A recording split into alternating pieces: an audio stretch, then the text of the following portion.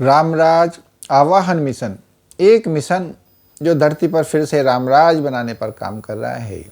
आओ चलो चर्चा करते हैं नवधा भक्ति की, जो हमारी रामपन की बुक पार्ट 19 के पेज नंबर 22 पर लिखी है।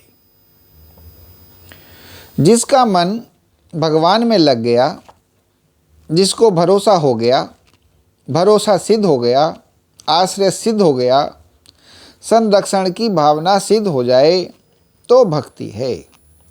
भगवान को चाहूँ भी और आदर भी करूँ, आभारी भी रहूँ, उसकी छाया भी करूँ। जब ये सब चीज़ें इकट्ठी हो जाती हैं तो भक्ति है। कितनी सुंदर बात, कितने सारे इसके तत्व हैं कि भक्ति किसे कहते हैं। भक्ति कैसे हैं कि हमारा भगवान में मन लग जावे, हमें उनमें रस आने लगे, हमें उन पर भरोसा हो जावे और हमारा भरोसा सिद्ध भी हो जावे, हमें उनका आश्रय हो जावे, हम उनका आश्रय महसूस करने लगें, हमें लगने लगे कि वही आश्रयदाता हैं, उन्हीं के आश्रय से सब कुछ हो सकता है, ये हमें लगने लगे। संरक्षण की भावना सिद्ध हो जाए, मतलब हमें लगने लगे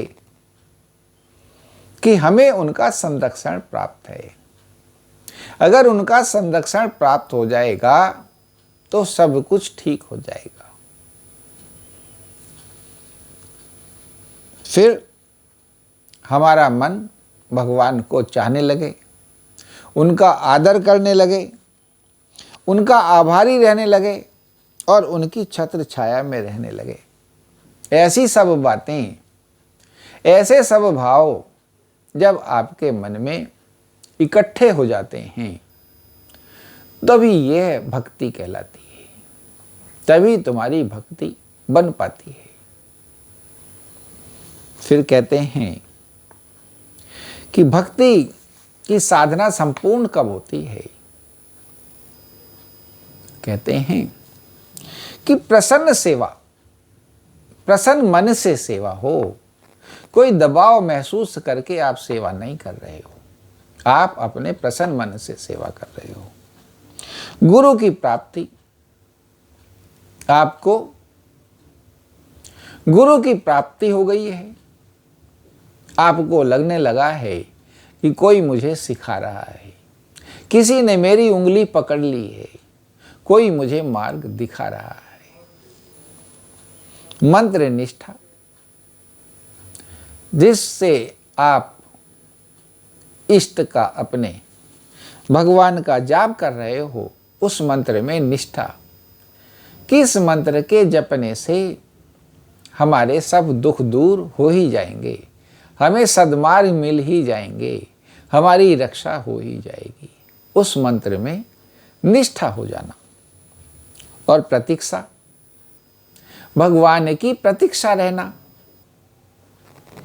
कि भगवान शीघ्र ही आएंगे और हमें दुलार करेंगे, हमें स्वीकार करेंगे, हमें प्यार करेंगे, हमें अपनाएंगे। ऐसी आपके मन में प्रतीक्षा रहना।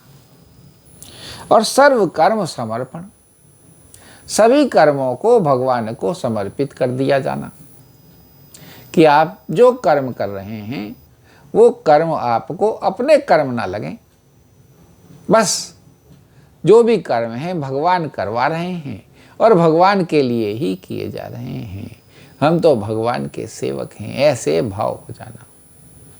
जब ऐसे सब भाव हो जाते हैं, ऐसी सब सेवा हो जाती हैं, तो यही संपूर्ण भक्ति कहलाती है। फिर कहते हैं पूजन के 3 प्रकार होते हैं। पाद प्रक्षालन, यानी कि चरणों को धोना। आसन, उचित आसन पर बैठ करके साधना करना। तीसरा नैवेद्य, भगवान को भोग लगाना। ये 3 प्रकार के पूजन कहे जाते हैं जो किए जाने चाहिए। कि चरणों को धोएं, उनको आसन पे विराजमान करें और नैवेद्य का भोग लगाएं। तो ये पूजा के 3 प्रकार कहे जाते हैं। यदि किसी की भक्ति करनी है, गुरु की, पिता की, इष्ट देव की, तो पहली बात है कि हम उनके अनुकूल रहेंगे। दूसरा, जो लोग उनके विरोधी हैं उनसे दूर रहेंगे। बड़ी महत्वपूर्ण बात है कि भक्ति जब आप किसी की करते हैं तो आपकी उसमें निष्ठा हो जाती है, आपकी उसमें आस्था हो जाती है, आपका उसमें भरोसा हो जाता है, आपका उसमें विश्वास हो जाता है।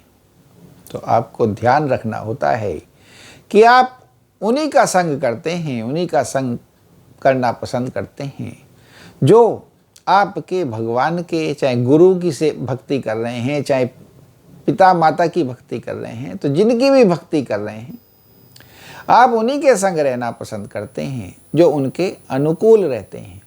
और जो उनके प्रतिकूल रहते हैं, जो उनके विरोधी हैं, उनसे आप दूर रहते हैं। उनसे आपको दूर रहना चाहिए।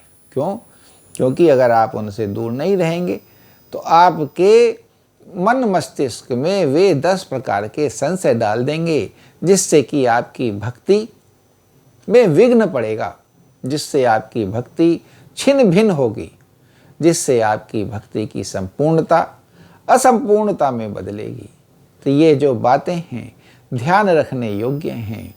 इस प्रकार से जब इन सब भावों का ध्यान रखते हुए भक्ति की जाती है तो वह संपूर्ण भक्ति हो पाती है, सच्ची भक्ति हो पाती है, भगवान की सच्ची कृपा प्राप्त हो पाती है। बोलो श्री रामचंद्र भगवान की जय, पवन सुत हनुमान की जय।